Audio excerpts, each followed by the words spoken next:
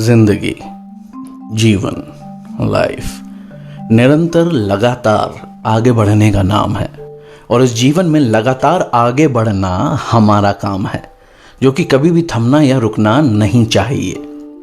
मगर कई बार हम अपने काम को करते करते ये सोचने लग जाते हैं कि अगर हम ये काम करना छोड़ दें तब शायद जिनके लिए हम काम कर रहे हैं या हमारे काम से किसी ना किसी तरीके से प्रभावित होते हैं, उन्हें हमारी अहमियत यानी कि इम्पोर्टेंस पता चलेगी।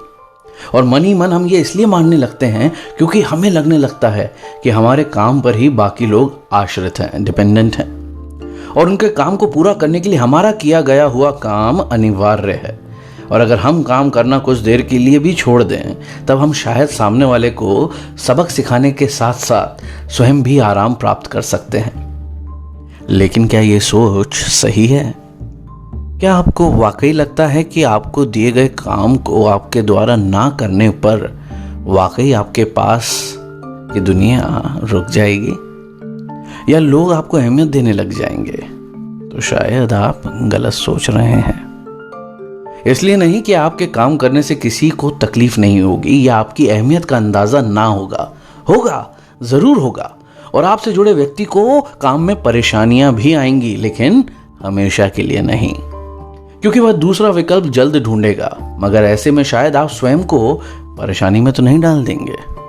कभी सोचा है इस बात पर कि ये सोच कि आपके बिना काम नहीं चलेगा, कहीं आप ही चलना बंद ना हो जाए का कारण ना बन जाए?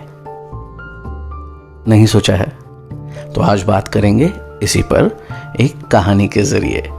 नमस्कार, मैं हूं लव दिलीप ग्रोवर और आप सुन रहे हैं द थॉट डिजाइनर, एक स्वच्छ सोच एक स्वस्थ सोच के साथ। और आज सुनाने जा रहा हूं एक कहानी, घड़ी की सुइयां। कहानी कुछ इस प्रकार। रामू अपने छोटे से कमरे में गहरी नींद में सोया हुआ था। कमरे के शांत वातावरण में केवल घड़ी की टिक टिक की आवाज गूंज रही थी। टेबल पर रखी घड़ी की बड़ी सुई जैसे ही छोटी सुई से आकर मिली, उसने पूछा, अरे कैसी हो छोटी सुई? ठीक हूं बहन, तुम कैसी हो? अंगड़ाई लेकर छोटी सुई बोली। मैं तो चलते चलते तंग आ गई हूं, एक पल के लिए भी मुझे आराम नहीं मिलता। एक ही दायरे में घूमते घूमते मैं तो अब ऊब गई हूं। रामू का कुत्ता कालू तक सो रहा है मगर हमें आराम नहीं। तुम ठीक कहती हो बहन, रामू को देखो, वह भी कैसे घोड़े बेचकर सो रहा है। खुद को सुबह उठाने का काम तक हमें सौंप रखा है। सुबह 5 बजे जब हम अलार्म बजाएंगी तब कहीं जाकर उठेगा। क्या फायदा ऐसी जिंदगी से? हाँ बहन, क्यों ना हम भी चलना बंद कर दे? बड़ी सुई ने अपना सुझाव दिया।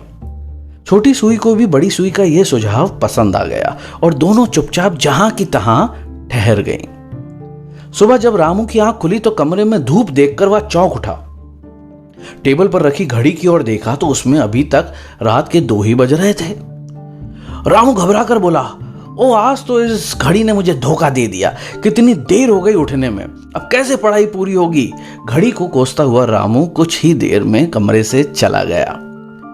उसे इस तरह बड़बड़ाता और गुस्से का कारण कमरे से बाहर जाता देख छोटी सुई हंसकर बोली, आज पता चलेगा बच्चों को हमारा महत्व क्या है। रामू के पिता ने जब घड़ी को बंद देखा तो वह उसे उठाकर घड़ी साज के पास ले गए, जो घड़ियां ठीक करता है। घड़ी साज ने उसे खोलकर अंदर बारीकी से निरीक्षण किया, लेकिन उसे कुछ समझ नहीं आया और कुछ देर तक घड़ी को सही करने के प्रयास के बाद वह रामू के पिता से बोला, श्रीमान, इस घड़ी में खराबी तो कोई नजर नहीं आ रही, शायद ये पुरानी हो गई है, अब आप इसे आराम करने दीजिए। रामू के पिता उसे वापस ले आए और उन्होंने उसे कबाड़े के बक्से में डाल दिया। फिर उन्होंने बक्से को बंद कर दिया और बाहर आ गए। बक्से में अन्य टूटी फूटी वस्तुएं पड़ी थी, जहां पर अब घड़ी भी थी। बक्सा बंद होते ही छोटी सुई घबरा गई। वह बोली, बहन, ये हम कहां आ गए हैं? यहां तो बहुत अंधेरा है। अरे मेरा तो दम ही घुट रहा है। बड़ी सुई कराहती हुई बोली, ये किस कैद खाने में बंद हो गए हैं हम? कोई हमें खुली हवा में ले जाए। किंतु उनकी बात को सुनने वाला कोई नहीं था। अब दोनों को वह समय याद आ रहा था जब वे राजू के खुले हवादार कमरे में टेबल पर बिछे मेज पोश के ऊपर शान से इतराया करती थी। पास ही गुलदस्ते में ताजे फूल सजे होते थे। चलते रहने के कारण उनके शरीर में चुस्ती फूर्ती बनी रहा करती थी। कितनी कद्र थी उनकी, आते जाते सब उनकी ओर देखते थे। रामू बड़े प्यार से अपने रुमाल से घड़ी साफ किया करता था। अब दोनों सुइयां टिक टिक करके चलने लगी थीं, क्योंकि उन्हें पता था कि कुछ ना करने से बेहतर है कुछ करते रहना। अब दोनों अपने किए पर पछता रही थी और इस आशा में चल रही थी कि शायद कोई इधर आए, हमारी टिक टिक की आवाज सुने और हमें इस कैद से निकालकर फिर मेज पर सजा दे। तो ये थी ये कहानी। दोस्तों, आपकी अहमियत, आपकी उपयोगिता, आपकी मेहनत और आपके परिश्रम पर निर्भर करती है। और आपकी मेहनत और परिश्रम कैसा है उस पर आपकी जिंदगी चलती है, क्योंकि चलना ही जिंदगी है। यानी जब तक आप क्रियाशील हैं तभी तक आपकी उपयोगिता बनी हुई है, तभी आपका जीवन सफल माना जाएगा और स्वयं भी आपको उस जीवन का आनंद आएगा। आप जब भी काम करें ये सोच के करें कि ये काम आपके लिए कितना महत्वपूर्ण है। ये नहीं सोचे कि इस काम को करने से आप कितने महत्वपूर्ण बन जाएंगे। आपका ध्यान, फोकस आपके काम पर होना चाहिए और यही ध्यान आपको आपके काम में श्रेष्ठता दिलाएगा। और फिर आपको किसी को अपने महत्व को समझाने की जरूरत नहीं पड़ेगी। लोग स्वयं आपके काम और आपको महत्व देंगे और यही कारण बनेगा आपके जीवन के प्रगतिशील और विकासशील होने का, यानी कि निरंतर चलने का, बिना रुके, बिना थमे, बस आगे बढ़ते रहने का। जिस प्रकार घड़ी की सुइयां बंद हो गई थी तो उनके मालिक ने उन्हें व्यर्थ समझकर बॉक्स में बंद कर दिया और कबाड़े में रख दिया, और फिर वे अपनी करनी पर कितना पछताईं। इसीलिए ध्यान रहे कि हमारे काम ना करने से किसी की जिंदगी नहीं रुक जाएगी, मगर हमारे काम ना करने से हमारी जिंदगी जरूर थम जाएगी। आशा करता हूं आज की ये बात आप सबको पसंद आई होगी। अगर पसंद आई है तो इसे अपनों के साथ साझा करें। इस स्वच्छ सोच और स्वस्थ सोच को कोने कोने तक पहुंचाएं और मेरे इन प्रयासों को अपना आशीर्वाद और स्नेह दें। और मुझसे कोई गलती हो तो उससे मुझे अवगत करवाएं।